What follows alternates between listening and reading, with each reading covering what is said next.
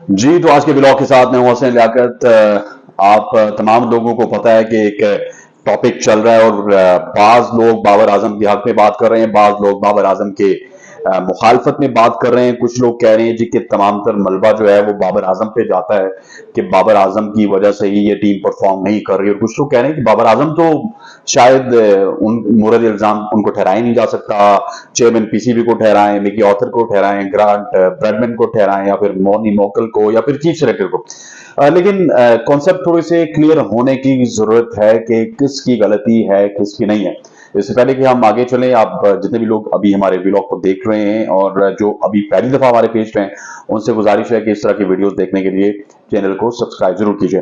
मैं थोड़ा सा आपको पहले लेके जाऊंगा 2019-20 में जब बाबर आजम को कप्तान बनाया गया, तो उस वक्त बाबर आजम इतने ज्यादा स्टारडम में नहीं थे, इमर्ज हो रहे थे। लेकिन जब बाबर आजम आहिस्ता आहिस्ता इमर्ज हुए तो उन्होंने टीम में एक खास हल्का ओनर बनाया। शाहीन शाह अफरीदी, रिजवान, शादाब खान, हसन अली, फहीम अशरफ, ये तमाम सब लोग ऐसे थे जो कि बाबर आजम के करीबी हल्कों में समझे जाते थे। इस तरह ओडीआई क्रिकेट में इमाम उल हक थे, फखर जमान थे, ये तमाम तर लोग बाबर आजम के करीब समझे जाते थे।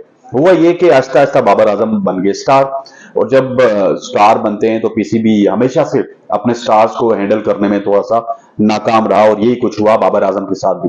फिर बाबर आजम ने डिक्टेशन स्टार्ट कर दी। एक जमाने में जब मोहम्मद वसीम साहब चीफ सिलेक्टर थे, तो वो क्या सिलेक्शन करते थे टीम की, मैं आपको बताता हूँ।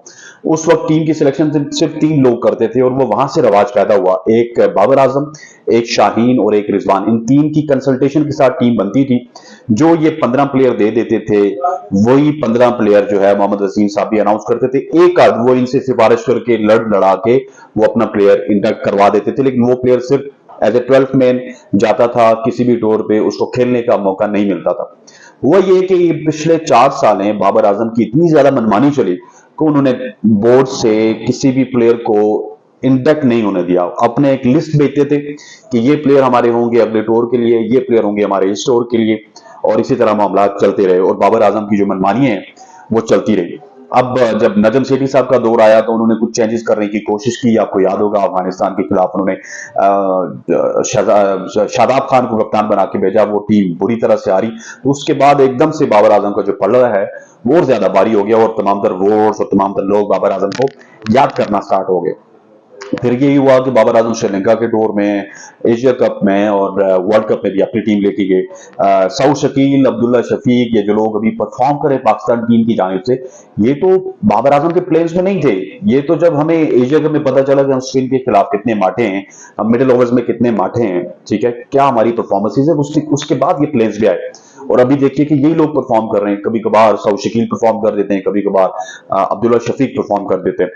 बाबर आजम ने पिछले 4 साल में किसी भी ऐसे टैलेंटेड प्लेयर को टीम में आने ही नहीं दिया जो उनकी कंफर्ट जोन से बाहर था। इमाद वसीम इस वजह से बाहर हैं कि वो शादाब खान को आके या नवाज को थ्रेट करते हैं। एहसानुल्लाह या हसनैन इस वजह से बाहर हैं कि वो हारिस और उसके साथ साथ नसीम शाह को थ्रेट करते थे। मोहम्मद आमिर इस वजह से बाहर हैं कि वो इमाद वसीम को थ्रेट करते थे। इस तरह और भी बहुत सारे प्लेयर हैं। मोहम्मद हफीज की फोर्स रिटायरमेंट किसने करवाई? बाबर आजम ने करवाई। अजहर अली की फोर्स रिटायरमेंट किसने करवाई? बाबर आजम ने करवाई। कराची से एक प्लेयर हुआ करते थे बड़े टैलेंटेड, असद शफीक, किधर गए?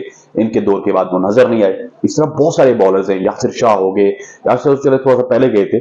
बहुत सारे ऐसे बॉलर हैं। साजिद खान आए चले गए, नुमान अली कभी आते हैं कभी नहीं आते। फिर मोहम्मद अब्बास को देख लीजिए कि किस तरह उनको हमने सर्कल से बाहर किया।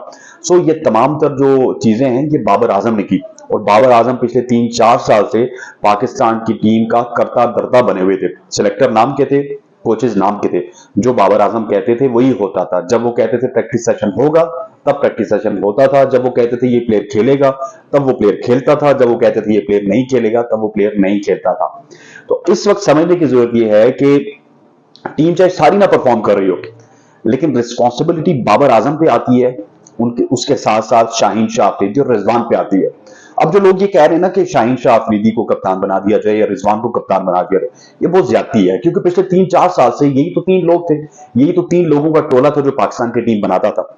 अब किस तरह से हम इनको माफ कर दें और इन्हीं में से एक को कप्तान बना लें, और उसके बाद जो है वो भी 1-2 साल चले और फिर पता चले जी कि इनके दरमियान भी खटपट होगी। अब जो है शाहीन का नंबर खत्म हो गया, रिजवान का नंबर स्टार्ट हो गया।